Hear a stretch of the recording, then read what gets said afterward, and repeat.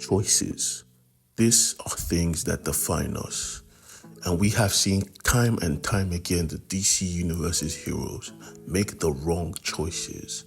But this time, the choices may hurt them deeply. Welcome back to my channel. We are about to hit 1,000 subscribers. I know, right? Long ago we were at 200, but now we're at almost 1,000. We pick up our story with Captain Atom, the hero that works for the US government, and standing beside him is Amanda Waller. And if you know Amanda Waller, her speciality is control.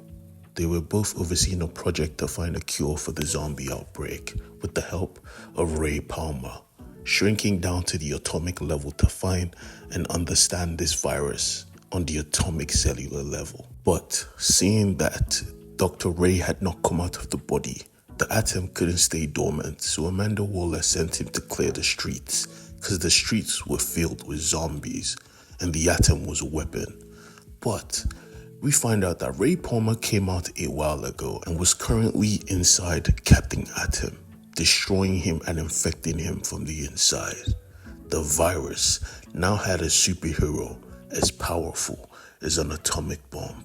And what does a virus that only seeks death use this superhero of destruction for? To bring death. Back with Superman's family though, Superman returns with his mother, and she was broken because she just lost her husband, but she had a family here. She had Superman, Lois, and her grandson, so she wasn't alone. And Superman was Superman, so he had to go back out there. He had to save the people he could, because now more than ever, people needed Superman.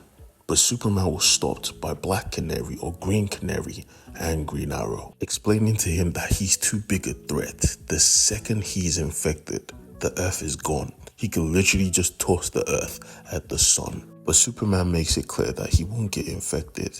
Since this happened, he has been looking at everyone with his X-ray vision, and at the same time, his skin is impenetrable, so nobody can bite him. But Damien, thinking like his father, knew there was a solution. Find the Flashes, because they could help.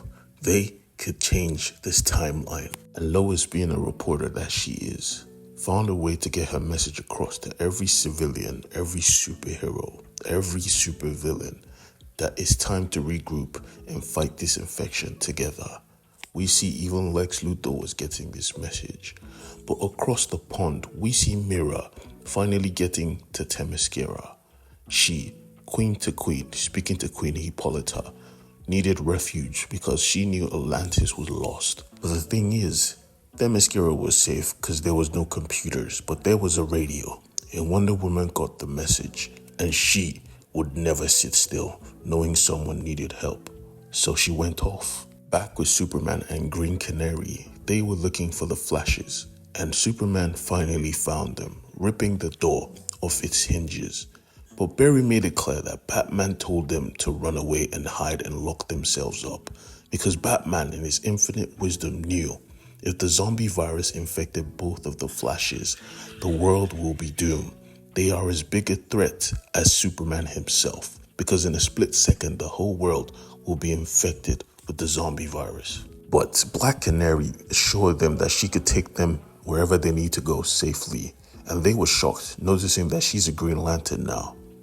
They asked for how, and everyone fell silent. Back with Harley Quinn though, we see her fighting off the birds of prey who have been zombified. This is when we learn that these zombies are not slow at all. They are fast and vicious like World War Z. Harley Quinn was about to die, but thankfully the love of her life was there to protect her. Poison Ivy came through in the nick of time and took down all the birds of prey with her vines. And Harley Quinn knew at that moment that she was the one, so they walked off into the sunset. But while this was going on, something was coming for Lois and every other hero on this rooftop. They were listening to thundering getting closer and closer and closer until they saw it, until they saw her towering over the city. At the same size and height of Godzilla was Giganta. She had been infected, so there was no holding back. We see the heroes trying to blast her so she could fall, but nothing was working. This is DC. you should expect it to be extra gruesome. This is when we see two missiles come through and blast her. But she wasn't going down that easy, and Damien noticed that this was the bat jet. His father could be alive, but Giganta slapped the bat jet out of the sky. It went crashing down and Damien called to it. But thankfully, Green Canary was back, so she caught the bat jet, and Superman punched Giganta straight into her jaw, allowing her to trip and fall on the floor. But Superman couldn't bring himself to kill Giganta because he saw everyone here as infected, not dead. But Wonder Woman didn't care. She was going to kill her, but Superman stopped her in the middle of the air, and Wonder Woman was pissed off. This is no time to be holding back. They are dead. And Superman tried to explain that they were infected, but before he could, boom. Turning back to see that Cyborg had blasted a hole through her skull, Superman asked him, "What have you done?" Cyborg made it clear. They are all dead. No one is alive. No one is infected. And we need to talk. Back with the Batjet though, we see who was in the Batjet, and we see that it is Alfred. Damien was no longer alone, and Alfred had a gift from his father, a new Batsuit equipped with hard drives on the weaknesses of the Justice League members. Alfred looked to Damien and told him what his father told him, that he was proud. He was honored to fight beside him for so long, and he wished he could have told him in person. This is when we see that deep down, Damien was still a child, embracing his father, rather, his second father. Back with the Flashes, we discover that some contact lenses were made to prevent them from looking at any screen, and Cyborg made it clear that these were not zombies. They were agents of death. They were just here to kill. And while he was explaining, Green Arrow noticed with his sharp eyes that something was falling from the sky. Hawkgirl was falling from the sky.